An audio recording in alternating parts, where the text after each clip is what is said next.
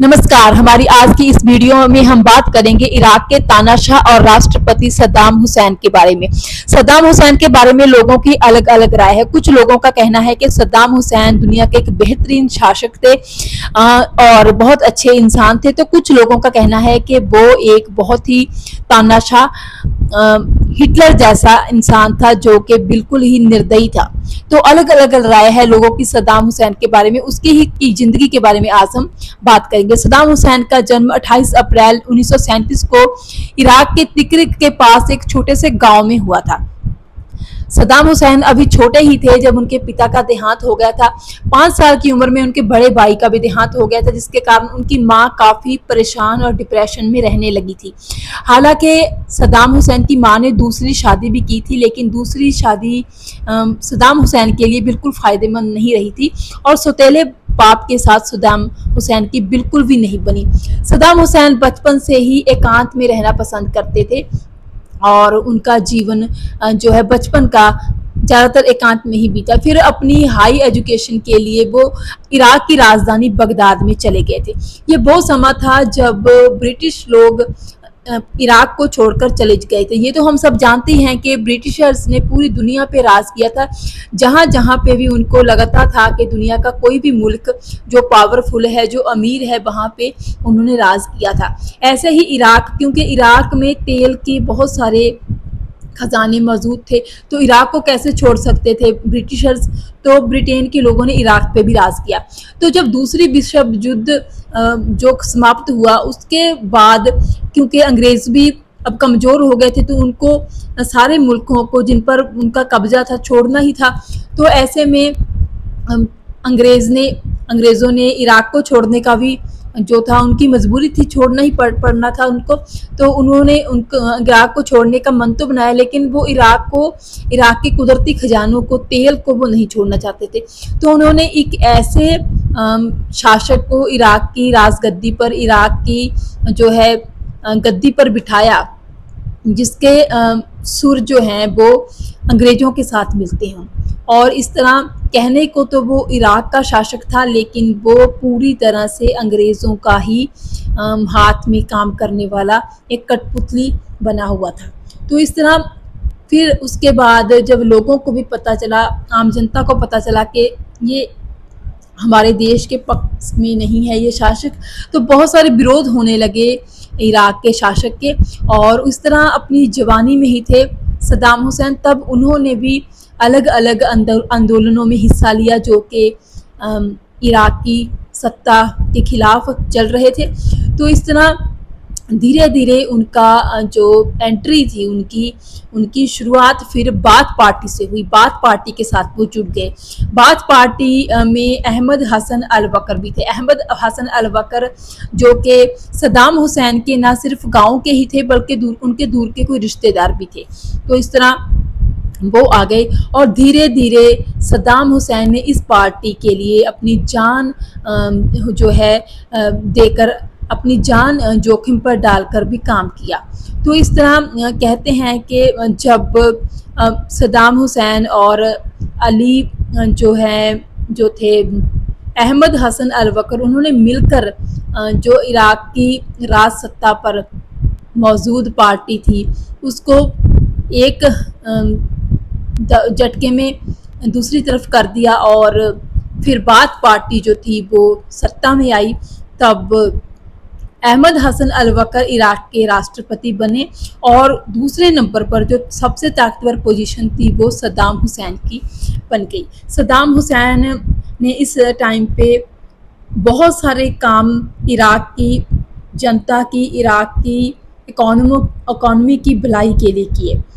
उसने सारे तेल को इराक की गवर्नमेंट के अंडर कर लिया, जिसके कारण सरकार की आमदनी काफ़ी बढ़ने लगी और उस आमदनी को सरकार ने इराक की जनता के भले के लिए इस्तेमाल किया। उन्होंने बहुत सारे स्कूल बनवाए, सड़कें बनवाई, कॉलेजेस बनाए, हॉस्पिटल बनाए, बिजली पानी की जो भी समस्याएं थी वो दूर की, जिसके कारण पूरे इराक में सद्दाम हुसैन का एक तूती बोलने लगी कि सद्दाम हुसैन जो है बहुत ही बेहतरीन जो है मुस्लिम शासक हैं और पूरे अरब देशों में उनका एक जो था जादू चलने लगा, उनकी जय जयकार होने लगी।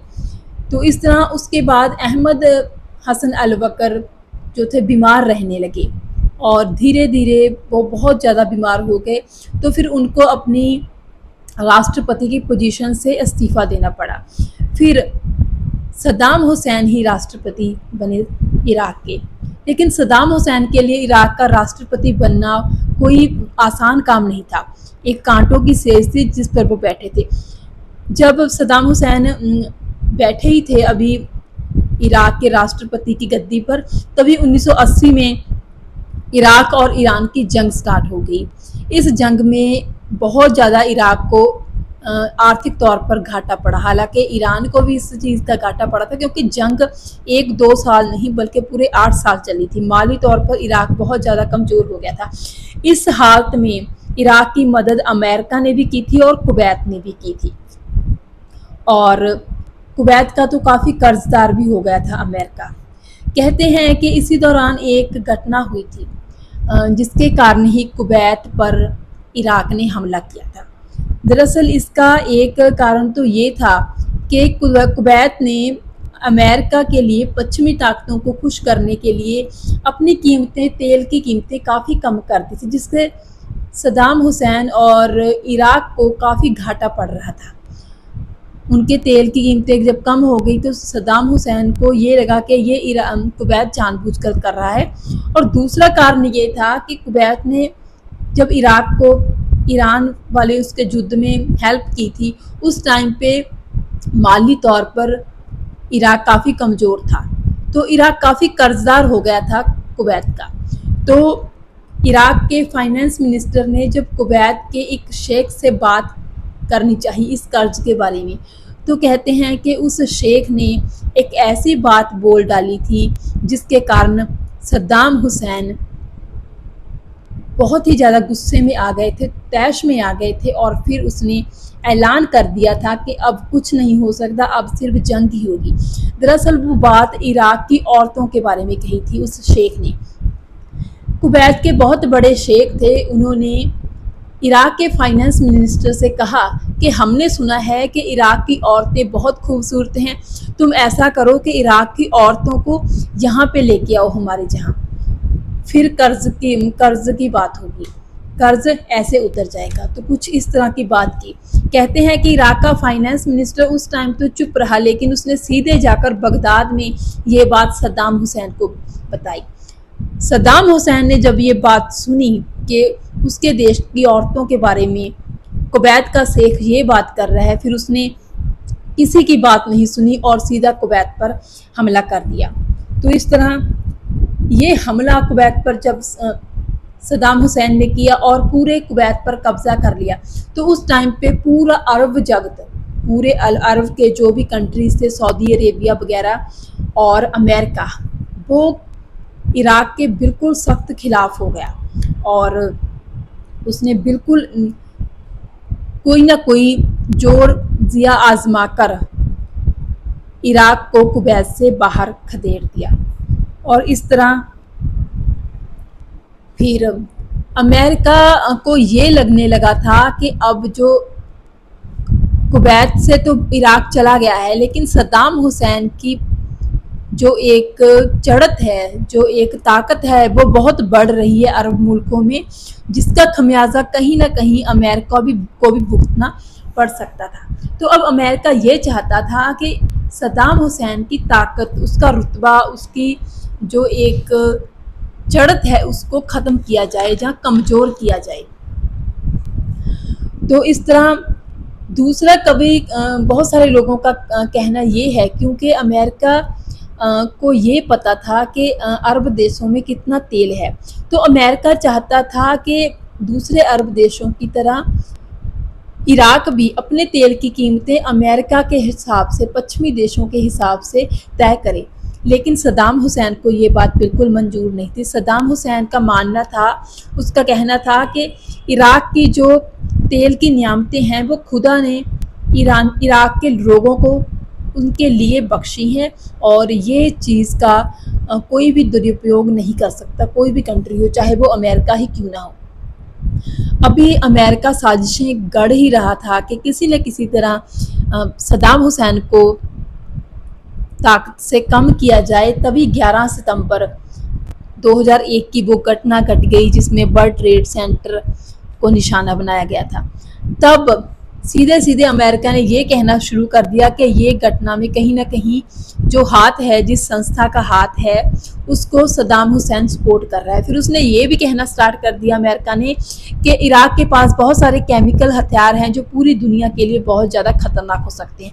2002 में यूनाइटेड नेशन के आगे अमेरिका ने ये मुद्दा उठाया कि इराक के अंदर जाकर छानबीन होनी चाहिए कि इराक के पास केमिकल हथियार हैं या नहीं। फिर कहते हैं कि 2002 में यूनाइटेड नेशन की एक टीम अमेरिका के कहने पर इराक में गई और उन्होंने पूरी छानबीन की, लेकिन जनवरी 2003 में उन्होंने ये अनाउंस कर दिया यूनाइटेड नेशंस ने कि ऐसा कुछ भी नहीं है, इराक में उनको कुछ भी नहीं मिला है। लेकिन अमेरिका फिर भी जिद पे अड़ा था कि इराक को उसने और सद्दाम को जो सत्ता से हीन करना ही करना है। तो फिर अमेरिका ने फिर से अल्टीमेटम देना शुरू कर दिया इराक को कि इराक के पास, सद्दाम हुसैन के पास दो ही रास्ते हैं, जहाँ तो वो केमिकल हथियारों को बाहर निकाले या फिर इराक छोड़कर चला जाए। फरवरी 2003 को सद्दाम हुसैन एक प्रेस कॉन्फ्रेंस करते हैं जिसमें उन्होंने साफ साफ तौर पर, सीधे सीधे तौर पर कहा था कि इराक और सद्दाम हुसैन अमेरिका की किसी शर्त को नहीं मानेगा और अमेरिका के सामने बिल्कुल झुकेगा भी नहीं। फिर कहते हैं कि जॉर्ज बुश अमेरिका के राष्ट्रपति को गुस्सा आ गया। 2003 में ही अमेरिका ने ब्रिटेन, इंग्लैंड की मदद से इराक में हमला कर दिया। इराक और बगदाद पर कब्जा कर लिया गया, लेकिन सद्दाम हुसैन नहीं पकड़े गए थे। 9 महीने के बाद, हमले के 9 महीने के बाद सद्दाम हुसैन एक बंकर में पकड़े गए थे। और पकड़े भी कहाँ पे गए थे? उसी तिकरिक शहर के छोटे से गांव जहाँ के वो थे रहने वाले, जहाँ पे उनका जन्म हुआ था, वहीं पे सद्दाम हुसैन पकड़े गए थे। 3 साल तक उन पे केस चला था। 30 दिसंबर 2006 को सद्दाम हुसैन को फांसी दे दी गई थी। लेकिन सद्दाम हुसैन को फांसी देने से पहले सद्दाम हुसैन का कहना था कि उनको फांसी नहीं, बल्कि उनको गोली मारकर, उनको गोली से शूट कर कर उनकी जो है हत्या की जाए, ताकि उनको एक सोल्जर की तरह, एक जवान, एक फौजी की तरह मौत मिले। तो इस तरह अमेरिका को ये बात मंजूर नहीं थी। अमेरिका ने इस बात से सरासर इनकार कर दिया। और सद्दाम हुसैन ये भी नहीं चाहते थे कि फांसी देते वक्त जो काला कपड़ा पहनाया जाता है कैदी को, वो भी उनको ना पहनाया जाए। और उनका कहने का मतलब ये था कि पूरी दुनिया उनको, उनकी मौत के मंजर को देखे कि कैसे जब उनको फांसी पर चढ़ाया जा रहा था तो उनके चेहरे पर बिल्कुल भी कोई शिक्सत, कोई सनक नहीं थी।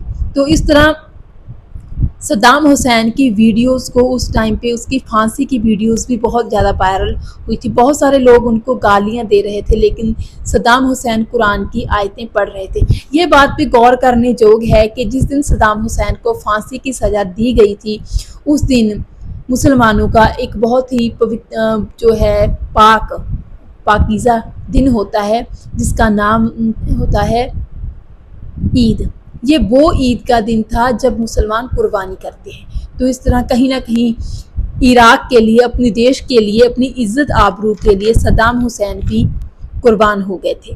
लेकिन सद्दाम हुसैन की फांसी के इतने सालों बाद भी बहुत सारे लोग हैं जिनकी एक मत, एक राय नहीं है सद्दाम हुसैन के बारे में। बहुत सारे लोगों का कहना है कि सद्दाम हुसैन एक दलेर, एक बहादुर, एक निडर तानाशाह था। चाहे वो तानाशाह था, लेकिन बहुत अच्छा शासक था अपने देश की भलाई की। लेकिन कुछ लोगों का कहना है कि वो राक्षस था, वो हिटलर से भी ज़्यादा खतरनाक था। बहरहाल हम ये कहेंगे कि इराक का तानाशाह जहाँ राष्ट्रपति सद्दाम हुसैन चाहे जैसा भी हो, लेकिन हमारे भारत देश के साथ उसके संबंध बहुत अच्छे थे। इसलिए भारत देश के लगभग हर नागरिक को सद्दाम हुसैन अच्छे लगते हैं और वो उन्हें एक निडर और एक बहादुर राष्ट्रपति और तानाशाह के रूप में याद करते हैं।